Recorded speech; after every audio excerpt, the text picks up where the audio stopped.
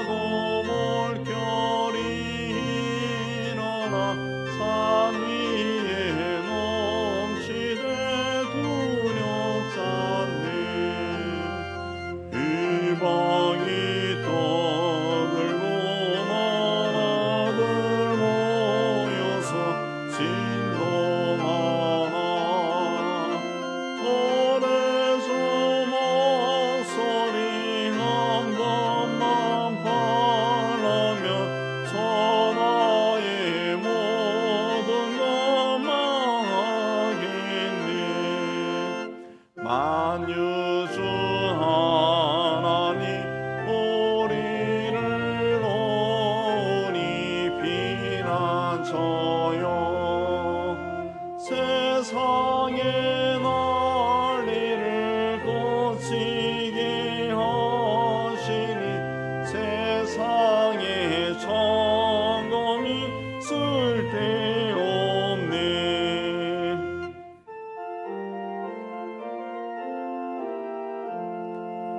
높으신 하나님 우리를 구하니 할렐루야.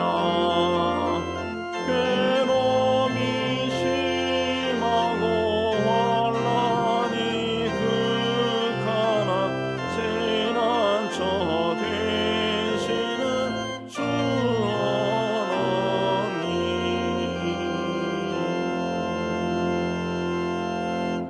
참회기도 드리겠습니다. 하나님 아버지, 하나님을 찾기보다 먼저 세상의 힘을 구하였습니다. 낮은 곳에 내려가신 주님을 본받지 못하고 늘 높은 곳만 바라보았습니다. 바쁘다는 핑계로 말씀과 기도로 주님께 가까이 나아가지 못하였습니다. 사랑해야 할 사람과 갈등하고 화해의 손을 먼저 내밀지 못하였습니다. 세상에서 잘되고 건강할 때는 주님을 외면하다가 실패하고 병들어서야 주님 앞에 나왔습니다. 주님, 어리석은 우리를 불쌍히 여겨주시고 용서하여 주시고 품어주시고 은혜를 주옵소서. 주님 하나님의 죄를 진복 가운데 고백합니다.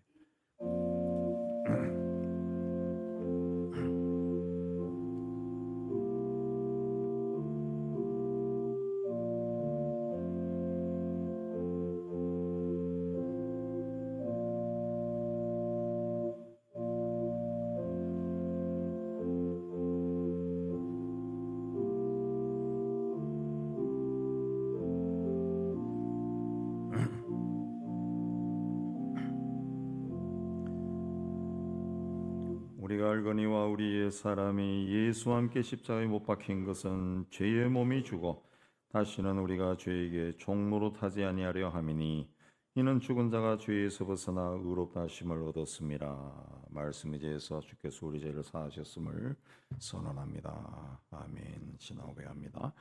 전능하사 천지를 만드신 하나님 아버지를 내가 믿사오며 그 외아들 우리 주 예수 그리스도를 믿사오니 이는 성령으로 잉태하사 동정녀 마리아에게 나시고 본디오 빌라도에게 고난을 받으사 십자가에 못 박혀 죽으시고 장사한 지 사흘 만에 죽은 자 가운데서 다시 살아나시며 하늘에 오르사 전능하신 하나님 우편에 앉아 계시다가 저리로서 산자와 죽은 자를 심판하러 오시리라.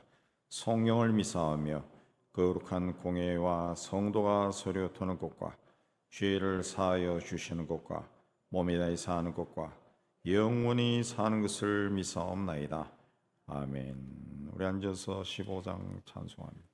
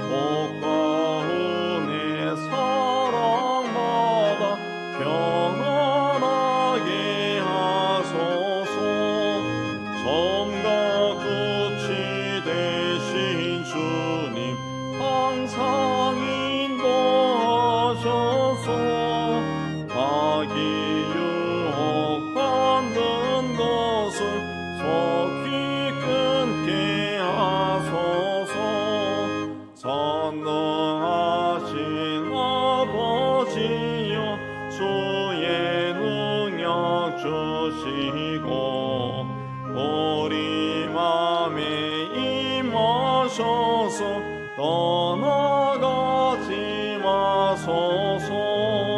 주께 영광 항상 돌려 천사처럼 섬기며 주의 사랑 영원토록 찬송하게 하소서.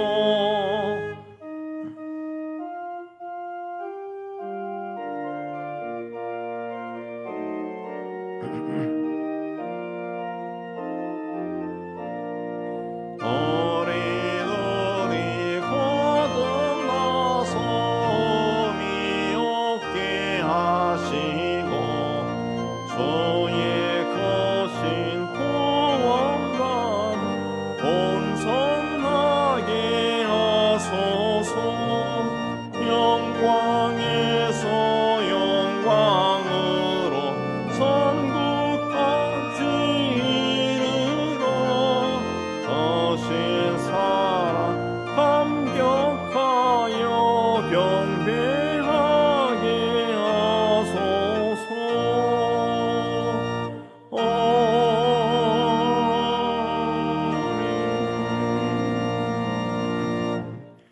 우리에게 생명을 주셔서 이 세상에 살게 하신 하나님, 또한 우리에게 구세주를 주셔서 구원하여 주시고 하나님을 아버지라 부르고 주일마다 하나님 앞에 나와 예배로 영광 돌리게 해 주시니 참 감사합니다.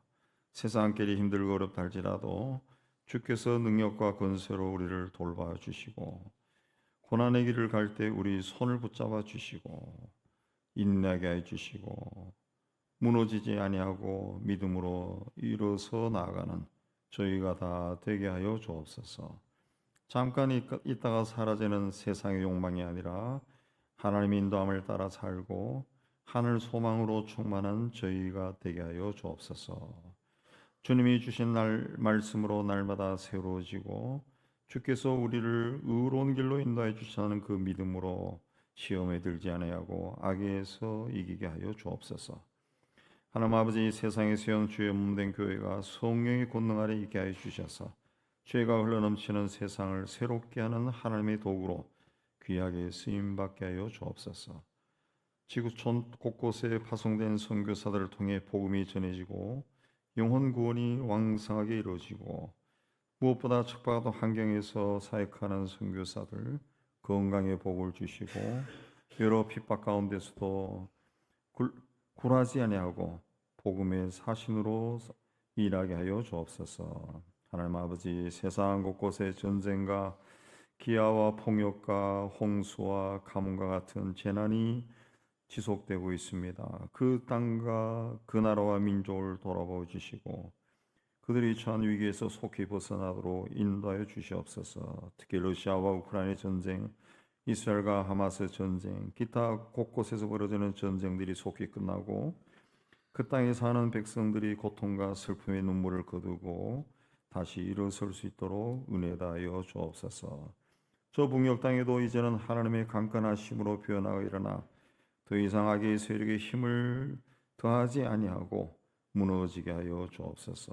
하나님의 은혜 안에 서로 평화롭게 남과 북이 하나가 되고 왕래할 수 있게 해주시고 하나님의 크신 뜻 안에 대륙을 향하여 복음이 전파되며 마지막 시대에 귀하게 쓰임받는 이 민족이 되게 하여 주옵소서. 오늘 또 하나님 앞에 올라온 우리 성도들의 삶과 가정과 산업을 축복해 주시고 맺힌 매듭 있으면 풀어주시고 주님의 은총 가운데 형통한 삶을 살게 하여 주옵소서. 특별히 투병 중에 있는 연약한 지체들, 그 아픈 곳에 주께서 친히 손을 얹으시고 주의 이름으로 깨끗하게 치유하여 주옵소서. 이제 또 수능 얼마 남지 않은 기간 동안 준비하는 수험생들에게 은혜 다해 주시고 마지막까지 최선을 다해 열심히 노력해서 좋은 결과를 얻게 하여 주옵소서. 오늘 또 이것으로 부르시고 우리 예배를 받아주시는 주님께 감사하며 우리를 구원하여 주신 예수 그리스도 이름으로 기도하옵나이다. 아멘.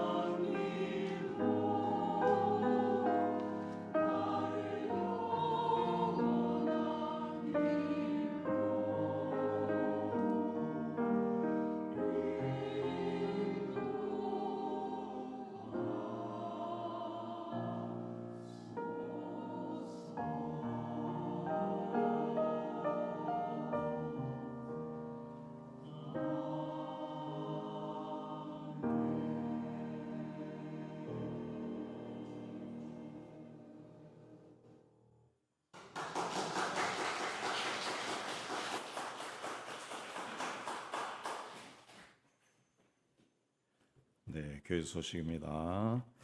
목장 모임이 시작되었습니다. 참여하기 원하시는 분은 목자나 사무실에 말씀하시면 됩니다.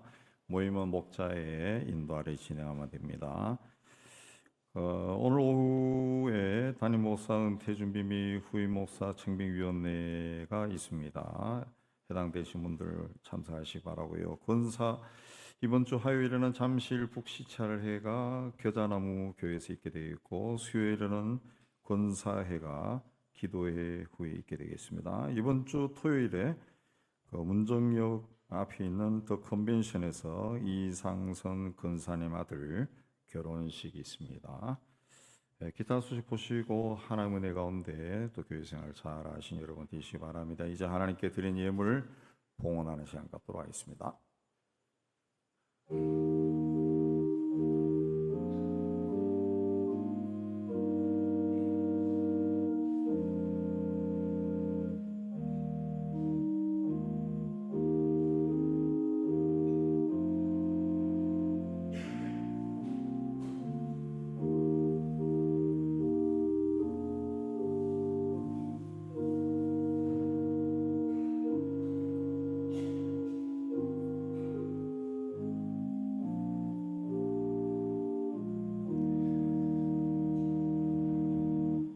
다 일어나서 찬양합니다.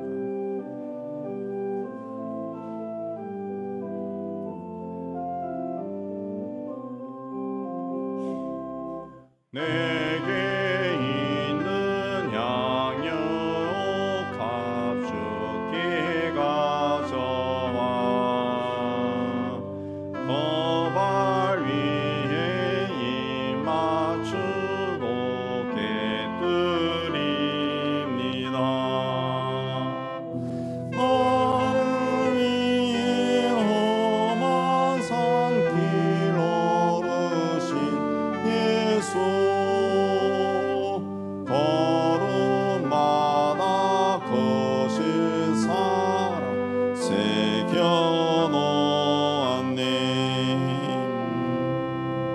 하나님 아버지, 지난 주도 저희들과 함께 해주시고 은혜로 이 자리까지 인도해 주시는 은혜 감사합니다. 하나님이 늘 우리에게 베푸신 것을 기억하며 정성을 모두 예물을 하나님께 바칩니다. 주신 일터에서 땀 흘려 수고하여 얻은 것의 11조는 하나님께 드립니다. 땅끝까지로 복음을 전하는 일에 작은 정성으로 동참합니다. 범사에 감사하며 감사의 물을 드립니다. 교회와 이웃과 북한을 사랑하며 사랑의 구제연금을 주님께 헌신하며 주일연금을 드립니다. 주님, 우리가 드린 모든 예물에 우리의 신앙 고백과 헌신과 기도가 있습니다. 기쁘게 거두어주시고 사용되는 곳에서 복음이 전파되고 교회가 든든히 세워지고 어려운 이웃들이 예수 이름으로 위로받게 하여 주옵소서. 드린 성도들을 기억하여 주시고 또 한 주간 세상 속에서 살아갈 때 하는 모든 일들이 잘 되게 해 주시고 환절기에 또 건강하게 지내도록 은혜 다하여 주옵소서. 예수님 이름으로 감사하며 봉헌이 올려옵나이다. 아멘.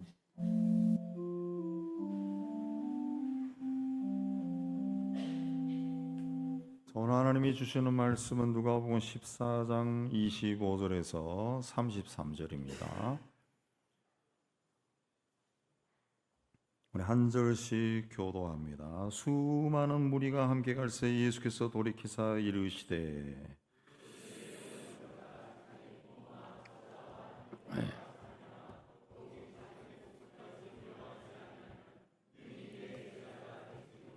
누구든지 자기 십자가를 지고 나를 따르지 않는 자도 능히 내 제자가 되지 못하리라.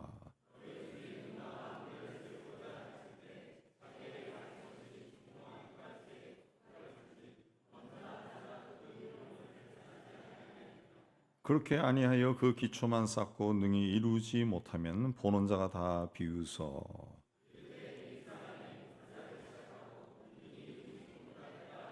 또 어떤 임금이 다른 임금과 싸우러 갈 때 먼저 앉아 1만 명으로서 저 2만 명을 거느리고 오는 자를 대적할 수 있을까 헤아리지 아니하겠느냐.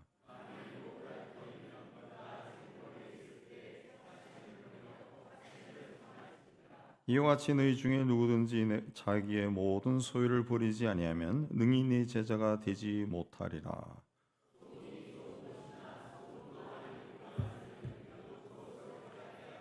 땅에도 걸음에도 쓸데없어 내 버리느니라. 들을 귀가 있는 자는 들을지어다 하시니라. 아멘. 기도하겠습니다. 하나님 아버지, 이 시간 말씀을 받기를 원합니다. 전하는 종이나 받는 모든 성도들이 이 자리에 임재하신 성령님의 교통함 가운데 있는 은혜로운 시간이 되게 하여 주옵소서. 함께 말씀을 받고 깨달은 것은 삶 속에 실천하여 하나님의 뜻이 우리의 작은 삶을 통해 이루어지는 은혜를 누리게 하여 주옵소서. 예수님 이름으로 기도하옵나이다. 아멘. 오늘 말씀은 25절에 나타난 대로 예수께서 수많은 무리와 함께 길을 가실 때 하신 말씀입니다. 예수께서 보리떡 5개와 물고기 2마리로 여자와 아이 외에 5,000명을 먹이셨다라는 것으로 봤을 때 아마도 예수님을 따라다니는 사람들이 수천 명에서 수만 명에 이르지 않았을까 그렇게 봅니다. 그렇게 많은 사람들이 배불리 먹는 기적을 체험하고 병이 낫기도 하고 귀신이 쫓겨나는 것을 보고 또 주님이 가르치신 말씀을 듣고 감동을 받아서 예수님을 따라다녔습니다. 그래서 어떤 사람들은 이 사람이 세상에 오신다고 말하는 그 선지자가 아닌가, 구약에서 예언한 그리스도일지도 모른다 그렇게 생각하고 예수를 따라다녔고, 어떤 사람들은 그저 사람들이 우하고 몰려가니까 이게 무슨 일인가 해서 나도 가보자 따라가는 사람도 있었을 것이고, 또 여러 가지 기적을 목격한 사람들은 이분이 가진 이런 능력이라면 로마 군인들을 다 쫓아내고 우리에게 해방을 줄 수 있겠다 생각해서 다른 사람도 있었을 것이고, 또 병도 고쳐주고 귀신도 쫓아내고 굶주린 자에게 먹을 것을 주시는 그런 것을 보면서 이분을 따라다니면 뭔가 얻을 수 있겠구나, 그래서 따라하는 자들도 있었을 겁니다. 그러나 예수님은 그들을 향해 내게 오는 자는 자기 부모와 처자와 형제와 자매와 심지어 자기 목숨까지 미워하지 않으면 내 제자가 될 수 없다. 또 자기 십자가를 지고 나를 따르지 않아도 내 제자가 될 수 없다. 자기 소유를 버리지 않아도 내 제자가 될 수 없다. 그런 말씀을 했습니다. 자신을 따라다니는 사람들을 붙잡아서 자신의 세력을 늘리려고 하지 아니하고 오히려 따라다니는 사람으로 하여금 자신감을 잃어버리게 만들고 사람들이 자신을 다 떠나버릴 수도 있는 말씀을 하신 겁니다. 왜 그런 말씀을 하셨을까? 예수님이 원하신 사람은 무리가 아니라 제자였기 때문에 그렇습니다. 오늘날 주일이 되면 많은 사람이 예배드리러 예배당으로 올라옵니다. 그러나 모든 사람이 주님의 제자다 그렇게 말할 수는 없어요. 운동장에서 축구 경기를 할 때 경기를 구경하러 들어가는 관객이 있고 운동장에서 뛰어다니는 선수가 있습니다. 이 관객들은 수만 명이 스탠드에 앉아서 열광적으로 응원을 하지만 실제로 경기장에서 뛰는 선수는 양편에서 다 합해도 22명밖에 되지 않습니다. 관중들은 편안한 자세로 경기를 구경하고 소리를 지르고 응원하지만 선수는 그 경기에 싸워서 이기기 위해 땀을 흘리고 숨이 몰아칠 정도로 뛰어다닙니다. 예수님은 관중이 아니라 선수를 원하십니다. 군중이 아니라 제자를 찾으십니다. 그래서 오늘 말씀은 우리에게도 너희는 무리 중에 한 사람이냐 아니면 제자냐 묻습니다. 무리와 제자의 차이는 예수를 따라가는 마음의 중심이 어디에 있느냐에 따라 나눠집니다. 무리는 자신에게 돌아올 이익이기 때문에 따라갑니다. 그래서 예수께서도 무리에게 너희가 나를 찾는 것은 표적을 본 까닭이 아니다. 하나님의 어떤 위대한 역사를 보고 따라오는 것이 아니라 떡을 먹고 배부른 까닭이다. 그랬습니다. 그러나 제자는 예수를 위해 예수를 따라다닌 사람, 자신의 이익을 구하지 않고 철저하게 예수님 중심으로 생각하고 행동하는 사람들이. 그래서 그렇게 많은 사람이 예수를 따라다녔습니다.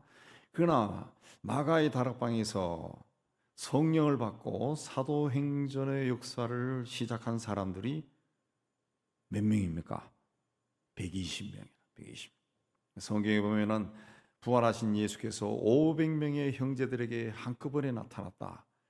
부녀자들까지 다 하면은 몇천 명 앞에 나타났다는 그런 뜻도 될 수 있습니다.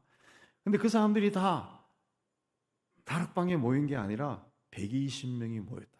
그 120명이 성령을 받고 거리로 뛰어나가 예수가 그리스도다 복음을 전하기 시작한 거죠. 자, 그렇게 예수를 따르는 사람 중에는 무리가 있었고 제자가 있었다. 무리는 그냥 예수를 따라다니면서 저분이 오늘은 무슨 일을 할까 구경하는 사람이고, 제자는 주님과 함께 일하는 사람이. 오늘도 마찬가지입니다. 우리나라도 오늘 전국에 있는 교회에 아마 수백만 명이 모여서 예배를 드릴 겁니다. 그런데 그 가운데 주님과 함께 이 일하는 제자는 과연 얼마나 될까? 그리고 나는 무리에 속할까 아니면은 제자에 속할까요? 자, 이 무리가 아니라 제자에 속하기 위해서는 어떤 사람이 되어야 되느냐? 오늘 말씀에서 주께서 말씀하신 걸 찾아보면은 첫째는 세상 무엇보다도 예수님을 사랑해야 됩니다. 26절에 물은 내게 오는 자는 자기 부모와 처자와 형제와 자매와 더욱이 자기 목숨까지 미워하지 아니하면 능히 내 제자가 되지 못하고 그랬습니다. 당시 유대 사회의 삶과 신앙생활의 중심이 뭡니까? 율법이에요. 율법. 그 율법 중에서도 가장 중요한 것이 뭡니까? 십계명이에요. 십계명에 보면은 부모를 공경하라 그랬습니다. 그래서 유대인들에게 가족은 생존의 기반이고 종교적인 정체성, 신앙의 뿌리였습니다. 근데 예수님은 부모, 형제, 자매, 아내, 자녀, 심지어 자기 목숨까지 미워하지 않으면 내 제자가 될 수 없다 그랬어요. 예수께서 하신 말씀은 부모, 처자, 형제, 자매 또 자기 목숨을 미워하라라는 것이 아니라, 주님을 따라오는 사람은 세상에서 가장 소중한 가족보다 주님에 대한 사랑이 우선순위가 돼야 된다는 그 뜻입니다. 내가 세상에서 가장 사랑하는 이 가족, 또 나의 삶, 이거 자체가 어디서 왔습니까? 주님이 주신 겁니다. 주님이 없으면 내 생명도 없고 내 가족도 세상에 없어요. 그러니까 우선순위가 주님에 있어야 됩니다. 그냥 가족을 버리고 예수를 따라오라는 것이 아니라, 사랑하지 않을 수 없는 가족이나 세상에서 가장 소중한 이 내 생명보다 더 주님을 사랑하라. 왜? 그 시작하신, 너에게 그걸 시작한 분이 주님이라. 근데 우리가 보통 기도할 때 제일 먼저 뭐라고 합니까? 오늘 우리가 참회 기도도 했지만 제일 먼저 하나님 아버지 그럽니다. 혹은 주님 그렇게 부릅니다. 그 다음에 뭐가 나옵니까? 부모, 형제, 자매, 자식, 건강, 성공 다 나와 관계된 겁니다. 나를 앞세워요. 하나님을 기도할 때 제일 먼저 부르는 것은 그저 내가 지금부터 말하는 거 좀 들으시고 복 주세요, 응답해 주세요, 그걸 요구하기 위해서 제일 먼저 하나님 아버지 부른 거예요. 그러나 예수님께서 우리에게 가르쳐 주신 기도에는 제일 먼저 하늘에 계신 우리 아버지여, 이름이 거룩히 여김을 받으시오며 나라가 임하옵시며 뜻이 하늘에서 이루어진 것 같이 땅에서도 이루어지이다, 그렇게 기도하라고 가르쳤어요. 제일 먼저 하나님에 대한 신앙 고백, 사랑의 고백이 있어야 된다 가르쳤다. 하나님의 뜻이 다 이루어지고 하나님의 영광을 돌리고 그걸 다 제일 먼저 해라 그랬습니다. 자, 우리는 주님을 무엇보다 가장 소중한 분으로 여기고 그분을 섬기는지, 여전히 내 생명, 내 건강, 내 가족, 내 재산, 이게 제일 우선순위에 있는지 한번 냉정하게 체크해 봐야 돼. 그 어디에 이 주도권이 있느냐, 초점이 있느냐에 따라 가지고 내가 무리구나, 제자구나 판단할 수 있어. 27절은 누구든지 자기 십자가를 지고 나를 따르지 않는 자도 능히 내 제자가 되지 못하리라. 예수님 당시의 십자가는 로마 시대의 가장 끔찍한 사형 도구로 육체적 고통뿐만 아니라 사회적 수치와 모욕을 주었습니다. 우리가 예수님의 십자가에 다친 모습, 그걸 이제 성하나 또 뭐 가톨릭 성당 같은 경우에는 이제 조각을 이제 다 세워놨죠. 거기 보면은 대부분이 그 아랫도리를 가려놨습니다. 네. 근데 실제로 로마 시대에는 그거 없이 그냥 발가벗겼다는 거예요. 그냥 십자가에 달린다라고 하는 자체가 어마어마한 고통, 아프고 그 말할 수 없는 고통이고 또 어마어마한 수치스러운 일이라는 거죠. 수치스러운 일. 네. 수치스럽다. 그래서 그 시대 사람들이 십자가를 져라. 그랬을 때 느끼는 그 감정은 그 공포, 두려움 그 자체였다네. 오늘 우리는 뭐 예수님처럼 십자가를 지세요. 그러면 십자가를 집시다. 그러면 나도 십자가를 지고 그걸 다 생각합니다. 지지 뭐 어려워. 그래서 우리나라에서도 그랬고 미국에서도 한때 십자가 지기 운동 일어났을 때 거리를 십자가를 지고 행진할 때 그 십자가 무거우니까 밑에 발통까지 달아가지고 끌고 가는 거 그런 쇼를 한 적도 있잖아요. 그러나 그 시대 사람들은 그 십자가 그게 아니라는 거지. 그 시대는 로마 제국에 대해서 조금만 반역을 하고 반란을 하면은 십자가에 달아가지고 가로수처럼 거리에다가 매달아 죽였다. 그게 한두 명이 아니고 수백 수천 명이 그렇게 전쟁이 일어났을 때는 그렇게 포로들 데려와서 죽였다는 거죠. 예. 그래서 예수께서 나를 따라오는 자는 바로 그 십자가를 지라 그랬을 때 그 예수님의 말씀을 듣는 사람들이 느끼는 그 십자가는 우리가 지금 생각하는 그 십자가하고는 이 차원이 다르다는 거죠. 굉장히 두려운 이야기였다. 예.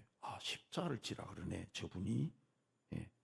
고난뿐만 아니라 앞으로 어떤 수치스러운 일이 다가온달지라도 감당하라는 거라.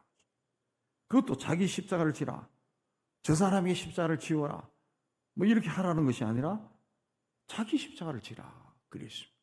옛날 우리나라에 선교사들이 처음 들어와서 이제 테니스를 쳤답니다. 그걸 양반들이 지나가면서 보면서 아니 저 사람들이 왜 이렇게 땀을 뻘뻘 흘리면서 저렇게 노동을 하나 정두를 시키지 그랬다는 거지.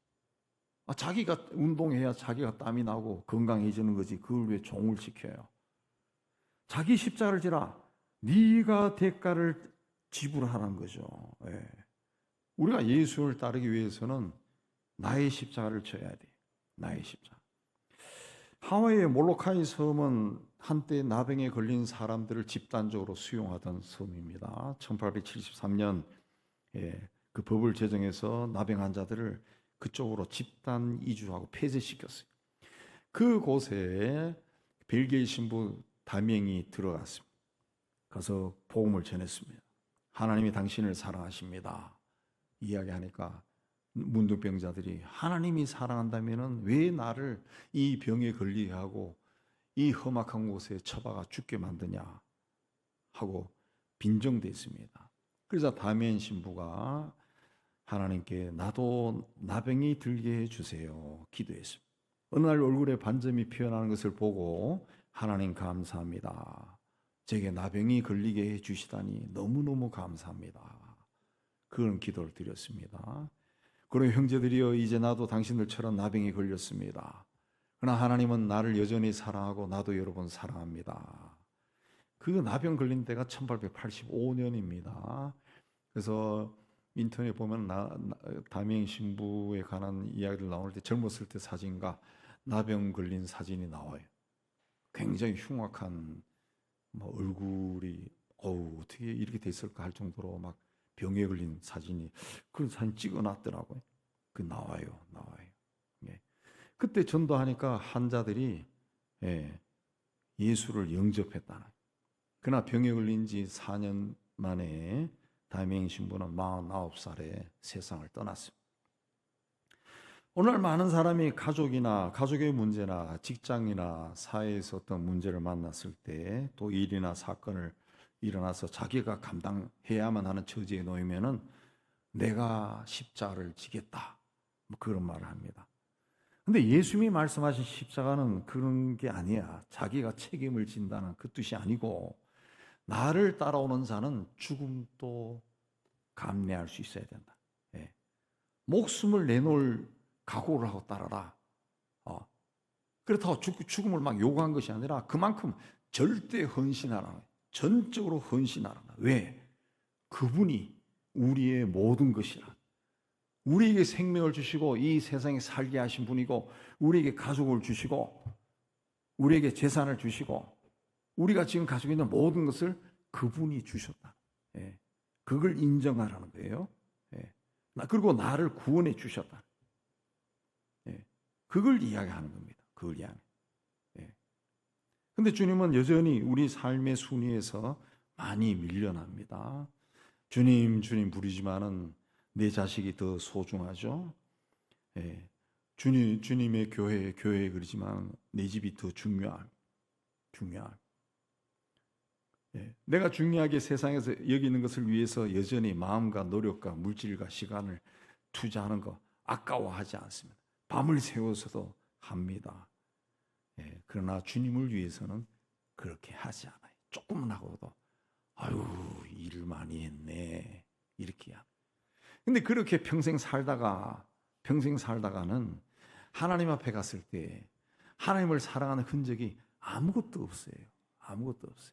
정말 주님을 위해 내가 주님을 사랑하기 때문에 뭔가 한 것이 있어요. 그래서 주님께서 주님의 사람들, 하나님의 사람들을 그 테스트할 때가 있어요.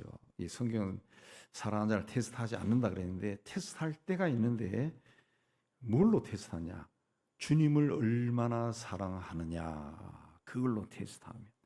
그래서 하나님께서 아브라함에게 독자 이삭을 제단에 바치라 그러죠. 사흘 길을 아들하고 같이 가서 모리아 제단에 묶어놓고 칼로 죽이려고 하니까 하나님이 아브라함을 부르시고 아이에게 손을 대지 말라. 그리고 하신 말씀이 뭡니까? 내가 내 아들 독자라도 내게 아끼지 아니하였으니 내가 이제야 내가 하나님을 경외하는 줄 아노라. 독자, 외동 아들을 바칠 정도로 하나님을 사랑한다면은 너는 정말 하나님을 사랑하는 자고 너는 믿음의 조상이 될 자격이 있다 그랬어요. 이게 어디에 나옵니까? 창세기 앞부분에 나와. 제일 앞에 12장이지만은 그 따져보면 제일 앞입니다. 왜? 아브라함에게서부터 믿음의 역사가 시작이 되는 거예요. 아브라함에서부터. 그 외에는 이제 창조 역사하고 믿음의 역사가 시작돼. 우리는 다 영적으로 아브라함의 자손 아니에요. 아브라함. 그러니까 하나님께서 아브라함을 우리에게 소개하면 창세기에서 처음으로 소개하면서 쓴 이야기가 뭐냐? 나를 사랑하느냐, 그거죠. 나를 너희가 얼마나 사랑하느냐, 그걸 보신 거예요. 예수께서 부활 승천하시면서 그 수제자 시몬 베드로에게 마지막으로 하신 말씀도 요한의 아들 시몬아, 네가 나를 사랑하느냐, 그거였다. 네가 나를 사랑. 우리는 주님을 위해 내가 주님을 그만큼 사랑한다라는 것을 뭔가 그도 희생하고 보여주는 것이 있어야 돼요. 어떤 분은 그 자기 집을 수리할 때 제가 어떤 분 들었어요. 너무 막 죄송한 마음이 들더래.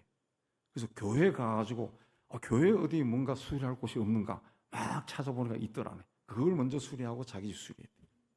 제 친구 장로도 그 이야기 하더라. 그래가지고 보니까 지붕이 막 잘못된 것 같더래. 그래서 지가 사다리 올려놓고 올라가서 자기가 막 고친 거예요.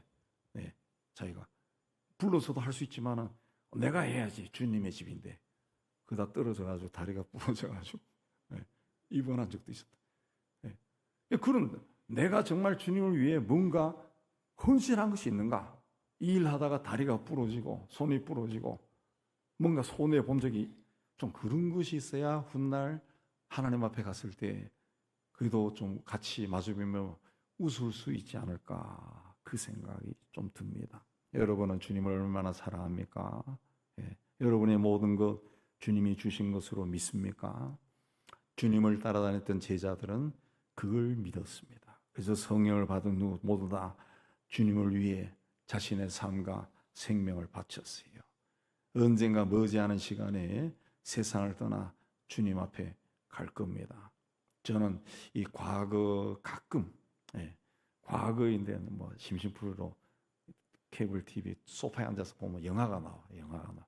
그럼 봐요. 그 보면서 영화 보면은 그 찾아가지고 이 배우는 누군가 찾아보면은 좀 오래된 영화는 거의 대부분이 주인공이 죽었어, 세상을. 저기서는 저렇게 예쁜데, 저렇게 잘생겼는데, 그 영화 찍고 3년 후에 뭐 교통사고로 세상 떠났다. 젊은 나이에 떠난 사람도 있고, 나이가 많지 않아 떠났더라고, 다. 그런 사람들이 꽤 많아요. 꽤 많고. 어떤 사람은 뭐 나이가 많아서 8, 90대에 떠난 사람도 있고, 언젠가 우리도 그렇게 떠난다고 해, 떠난다. 그러므로 이 땅에 있을 때 사랑의 우선순위를 바르게 세우고 주님을 사랑하는 여러분 되시기를 주의 이름으로 축복합니다. 두 번째는 무리가 아닌 제자가 되기 위해서는 자기의 모든 소유를 버려라 그랬습니다. 28절 이하에 두 가지 비유가 나오는데 첫째는 망대 비유입니다. 당시 농부들은 포도원을 지키기 위해 망대를 세우는데 비용이 많이 들었다. 포도원을 지키기 위해 망대를 세울 정도면 포도원이 굉장히 컸는가 봐요. 근데 돈이 없어 기초공사만 해놓으면 사람들의 비웃었다 그랬어요. 그래서 예수께서는 망대를 세우기 전에 자기가 준공할 때까지 드는 비용을 감당할 수 있을까 계산하지 않느냐 그랬습니다. 그러나 시작했으면 끝을 내라는 거죠.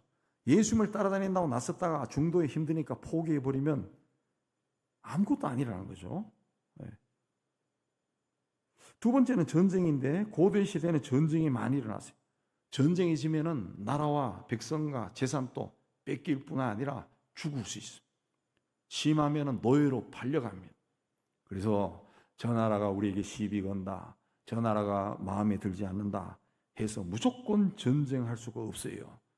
반드시 내가 동원할 수 있는 군사력과 또 전쟁 비용을 계산해야 돼.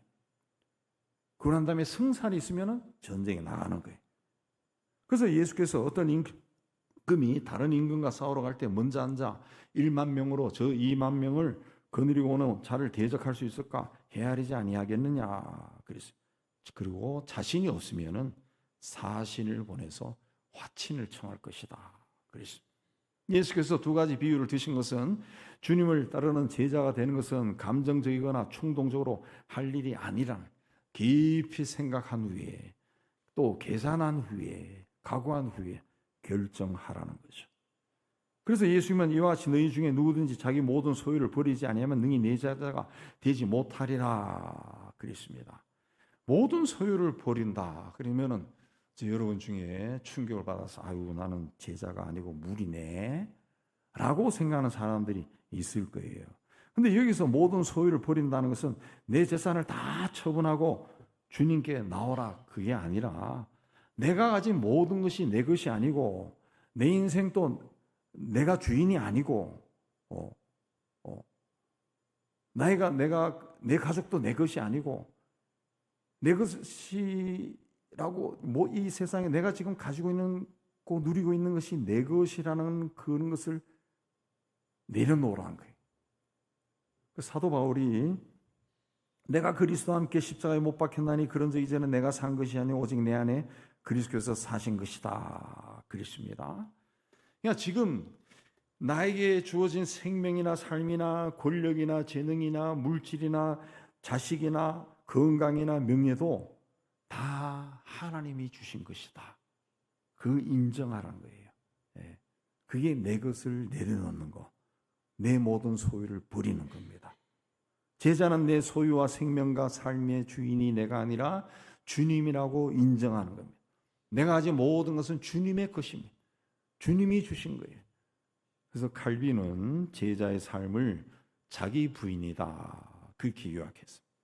그는 우리가 그리스도의 것이 되었다면 이제 자신을 부인해야 한다. 우리 뜻을 버리고 오직 하나님의 뜻을 따라야 한다. 자기 부인은 모든 경건한 삶의 기초다 그랬습니다. 제자는 자기만 생각하는 이기적인 삶에서 벗어나 이제부터는 하나님 중심으로 사는 자입니다. 성령의 인도함을 따라 사는 자예요. 스데반은 복음을 전하다 돌에 맞아 죽어가면서 주 예수여 내 영혼을 받아 주옵소서 그랬습니다. 그는 군중의 돌팔매를 두려워한 것이 아니라 예수의 제자로 사는 것을 택한 자였습니다. 사도 요한의 제자였던 폴리카브는 로마 총독이 그리스도를 부인하라고 협박하니까 내가 86년 동안 그분을 섬길 때 그분은 한 번도 나를 버리신 적이 없는데 내가 어찌 그분을 부인하겠습니까? 라고 말하고 화형을 당했습니다. 화형을 당했어요. 북한 가끔씩 이제 이만갑이나 아니면은 탈북자들 이야기들을 이제 유튜브나 이런 데서 찾아봅니다. 그 북한의 이제 그 봉수교회 뭐 칠골교회 평양에 있잖아요. 정치적으로 선전하는 교회들. 그 이야기도 들었어요. 이게 뭔가 하면은 그 목사도 공산당이고 성가대도 공산당, 그 나와 있는 사람도 공산당.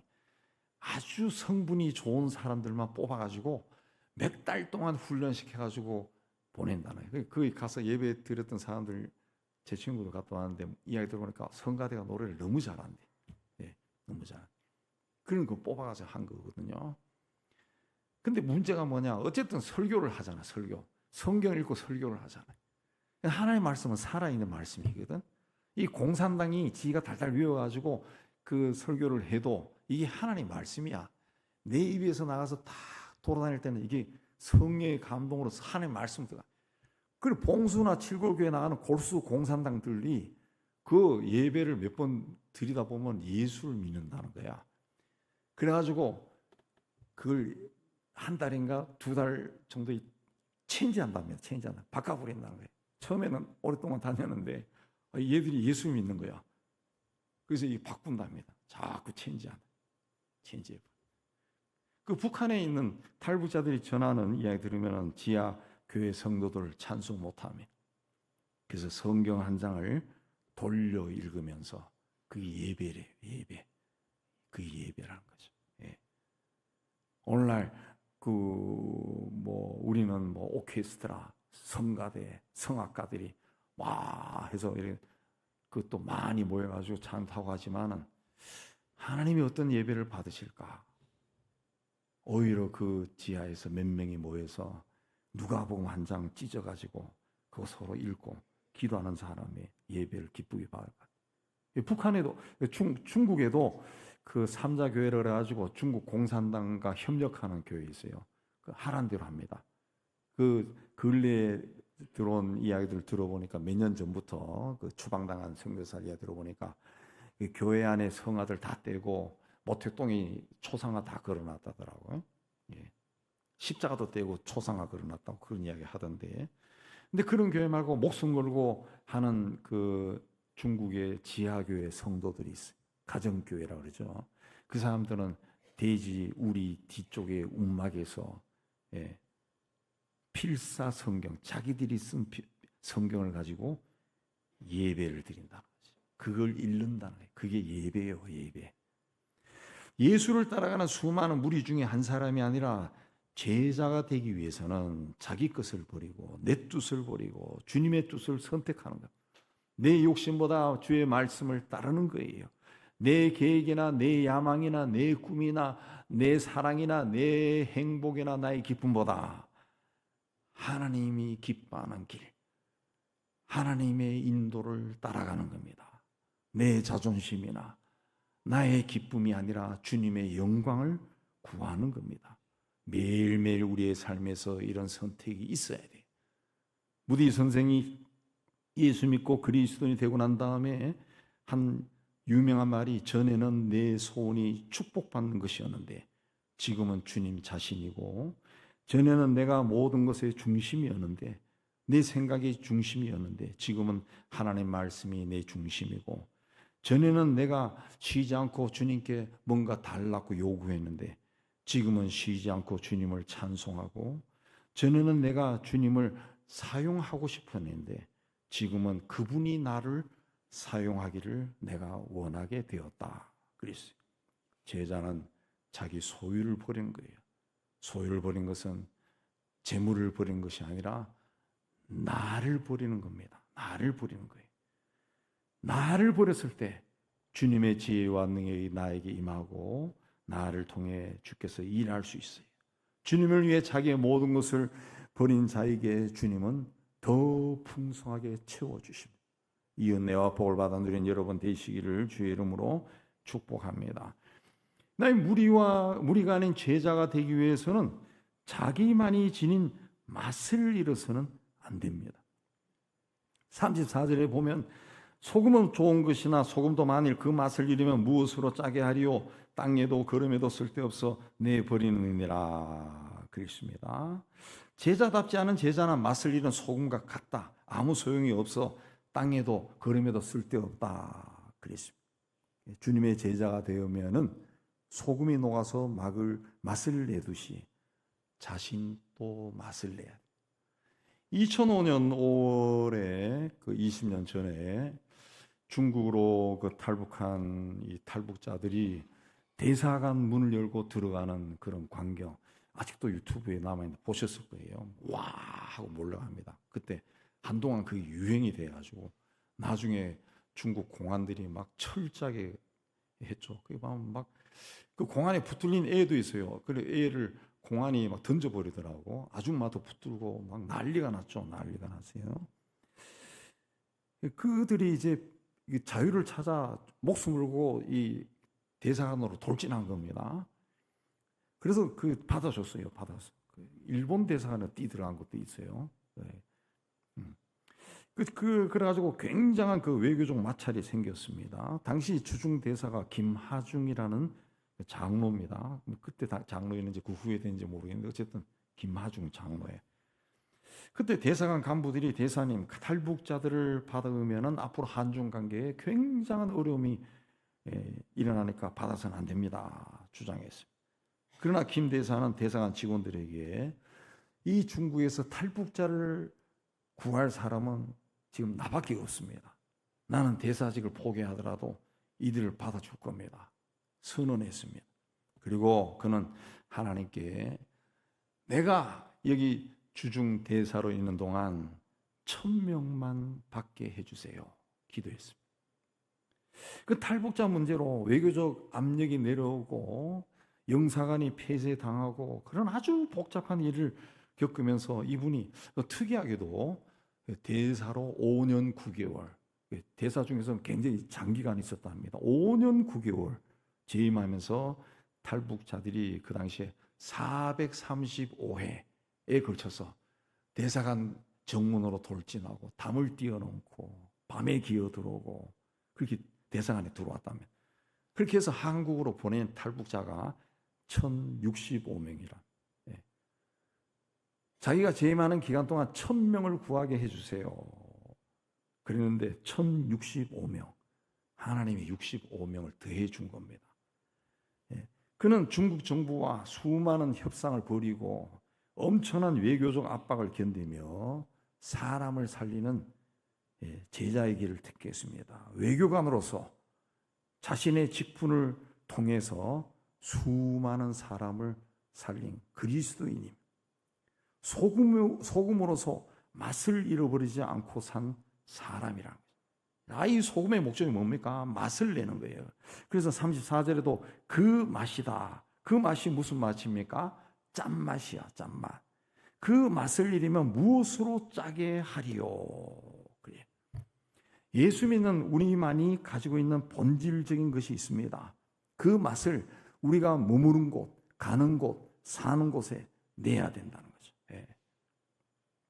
분위기가 우울하고 또 슬프고 고통스럽고 괴로운 곳에 그런 곳에도 우리가 갔을 때 우리 그리스도인이 갔을 때 기쁘고 즐겁고 행복하고 감사하고 화목해지는 것으로 바뀌어야 된다. 바뀌어야 된다.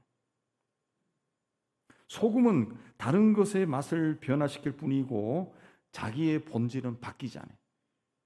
제 맛을 잃지 말라 그랬으며 네 맛을 잃지 말라. 너의 본질로 상대방을 변화시키라. 소금이 맛을 낸다는 것은 소금이 그곳에서 녹았다는 거예요. 녹았다라고 하는 것은 자신을 희생했다는 거죠. 희생했다라는 겁니다. 희생했다.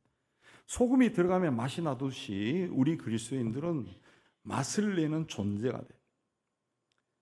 내가 있는 곳에, 내가 머무는 곳, 내가 가는 곳에서 자기가 죽고 교만과 고집이 죽고 자존심과 명예를 죽고 자기에게 돌아오는 혜택도 죽여야 맛을 낼 수 있어요. 내가 녹아야 맛이 나요. 달라집니다. 가정에서도 내가 녹으면 화목해지고, 직장에서도 내가 녹으면 즐거워지고, 사회에서 내가 녹으면 사회가 달라져요. 그런데 우리나라 기독교 인구가 1,000만 명이나 된다고 하는데 우리 사회에 변화가 없고 세월이 갈수록 사회가 점점 더 험악해져요. 온 사람들이 막 속에 막 분을 품고 독을 품고 다니는 것 같아. 이게 왜 그럴까?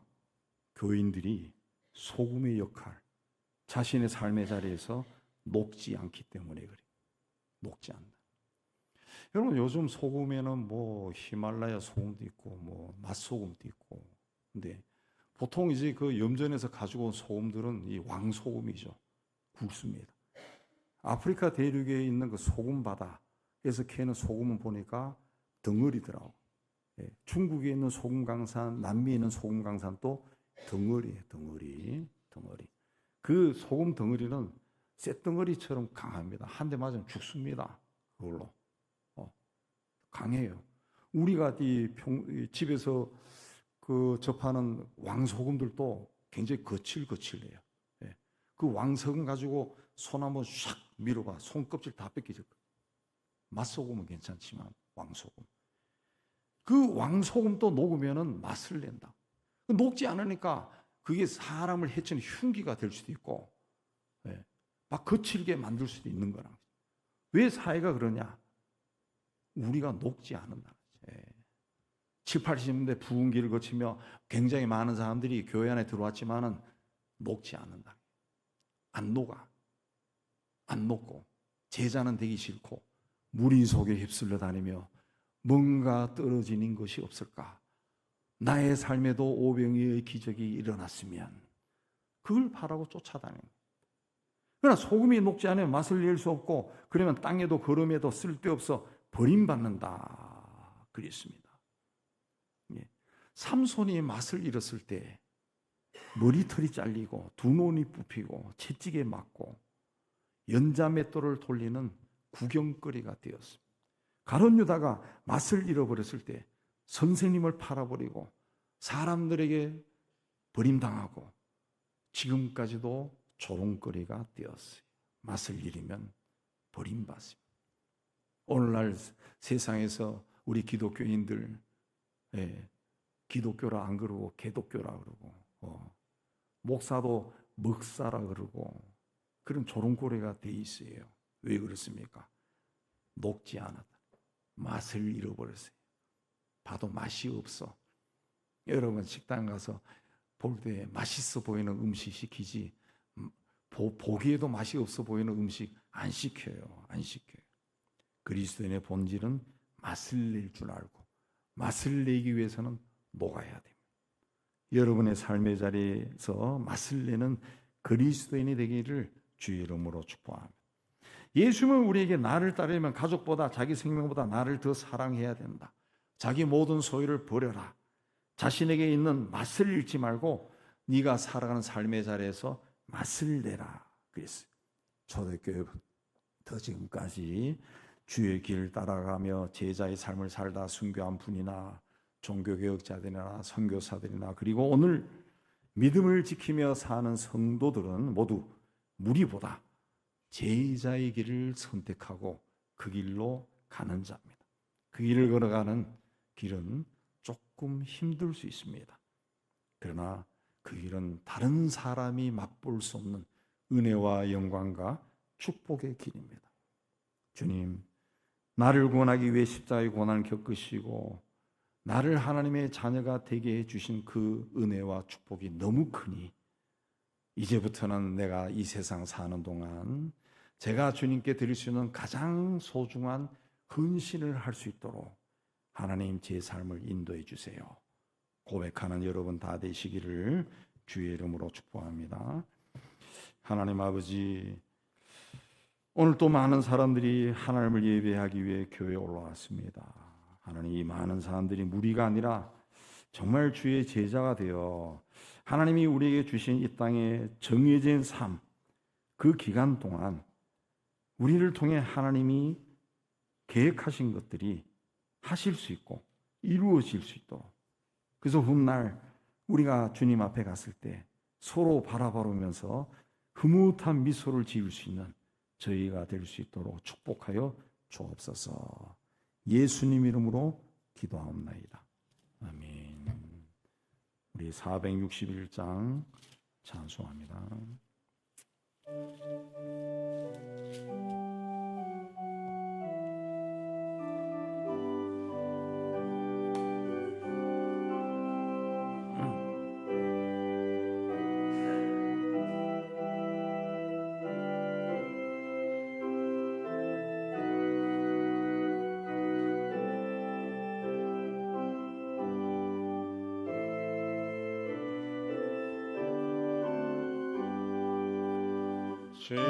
십자가를 질 수 있나 주가 물어보실 때 죽기까지 따르오리 성도 대답하였다.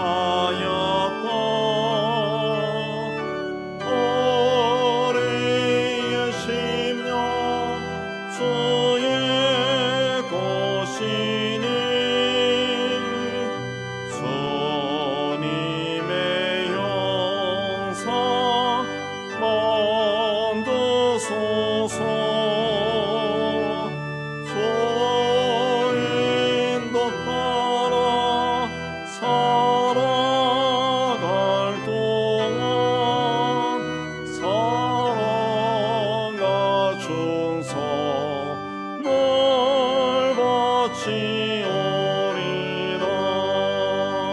너는 기억하고 있나 구원받은 강도를 그가 회개하였을 때 나고 허락받았다.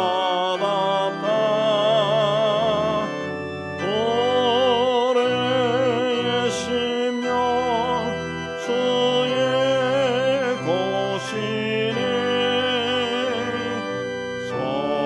주님의 영상 만드소서. 주인도 따라 살아갈 동안 사랑과 충성 널 바치오리라. 걱정 근심 모든 거는 너를 눌러 덮을 때 주께 내 영 맡기겠나. 제 옷은 님을 들며 손의 심령 주의 고시니 주님의 영상 만드소서. 주인도 따라 살아갈 동안 사랑과 충성 널 바치오리다.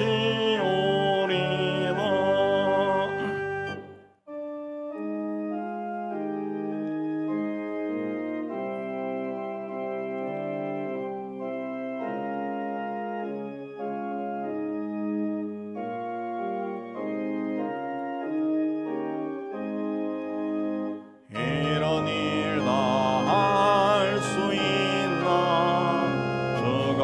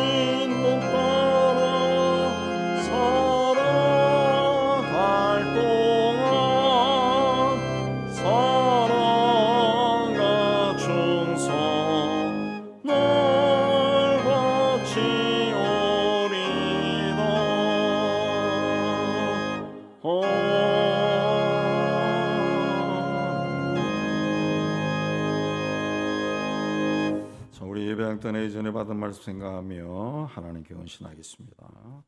하나님 아버지, 오늘도 이곳을 놓아 하나님을 예배하게 해주시니 잠깐 감사합니다. 말씀을 받고 다시 죄가 흘러넘치는 세상 속에 들어갑니다. 우리에게 믿음을 주시옵소서.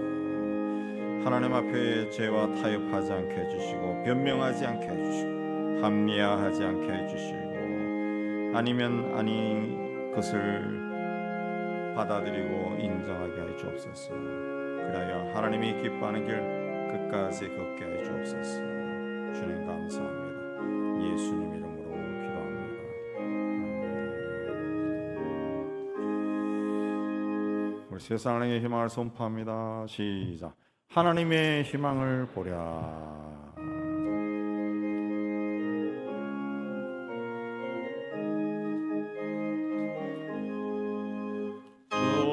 세상을 다스리 위엄이 넘쳐나고 그의 나라와 주의 영 노래 가득하다. 저 흉악한 마귀의 머리 다 멸망케 하시는 수 이 찬양을 주께 드리니 큰 영광을 받으소서. 주가 권능의 손으로서 이 세상을 창조하니 그의 놀라운 창조 솜씨 만 백성이 경탄하네. 저 하늘의 별들도 모두 주 영광을 나타내요. 늘 돌보아 주시는 주께 큰 영광을 돌립니다.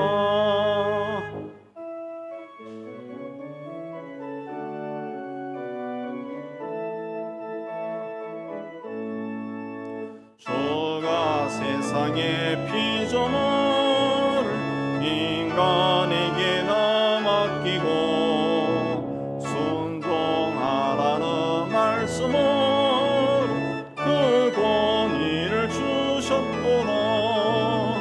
온 땅 위에 주님의 위 늘 넘치며 가득하니 그 나라와 주님의 영광 온 천하에 찬란하다.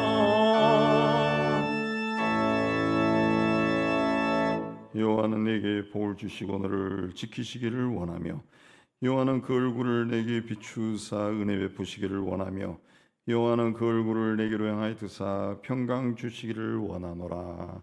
이제는 우리 주 예수 그리스도 내와 하나님 아버지의 사랑하심과 성령의 교통하심이 주의 몸된 교회와 세상 속으로 흩어지는 하나님의 사람들을 위해 이제부터 영원까지 함께 있을지어다.